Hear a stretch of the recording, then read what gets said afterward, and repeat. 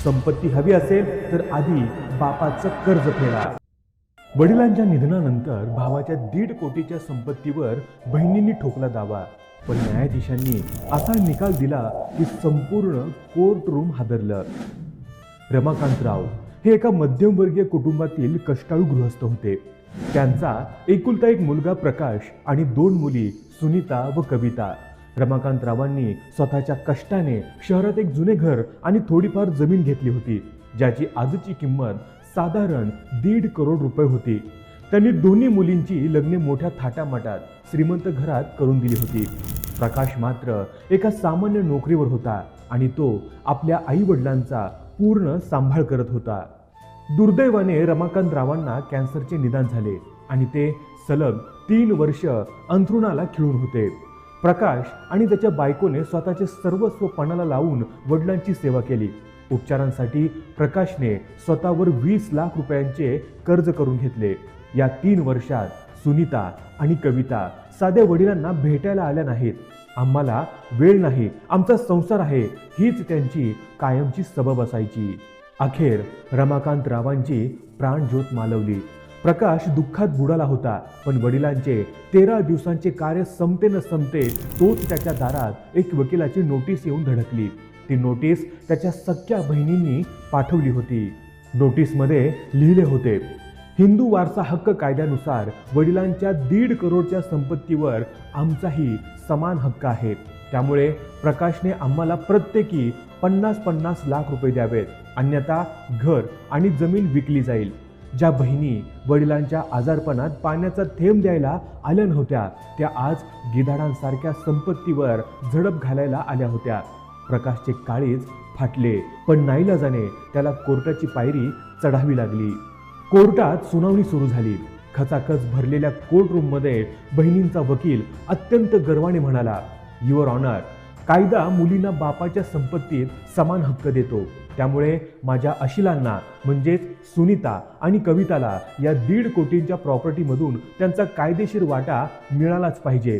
प्रकाशने घर बळकावून ठेवले आहे। प्रकाशला रडू कोसळले। तो हात जोडून न्यायाधीशांना म्हणाला, साहेब, मी त्यांना वाटा द्यायला तयार आहे, पण माझ्याकडे आता 1 रुपयाही नाही।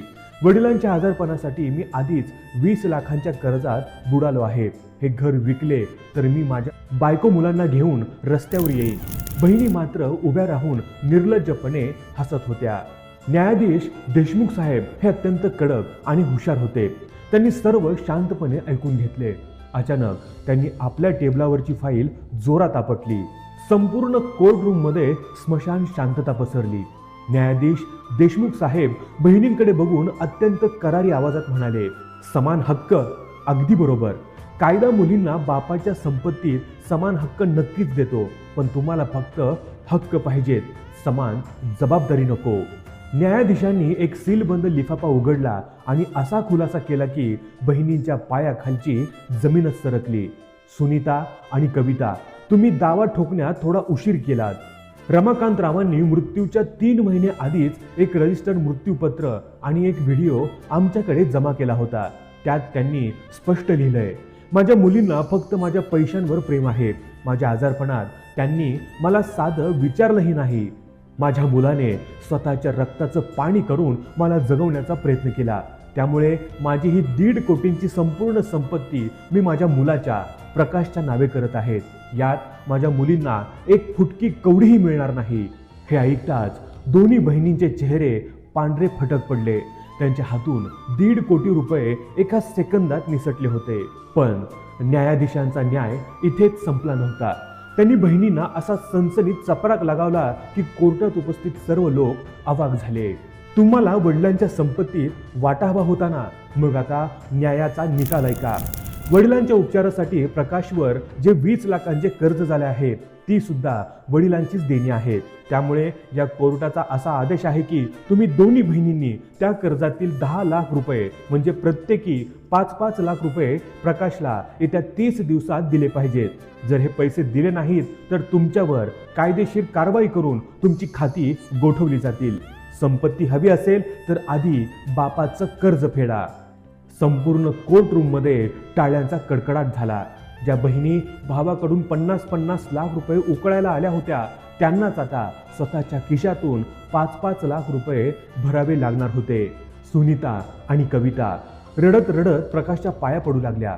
दादा, आम्हाला माफ कर, आम्हाला केस मागे घ्यायची आहे, पण आमच्याकडून 5 लाख रुपये घेऊ नकोस. पण प्रकाशने शांतपणे हात जोडले आणि तो सन्मानाने कोर्टाबाहेर पडला. पैशांच्या हव्यासापोटी नाती विसरणाऱ्या बहिणींना कायद्याने आणि कर्माने त्यांची खरी लायकी दाखवून दिली होती.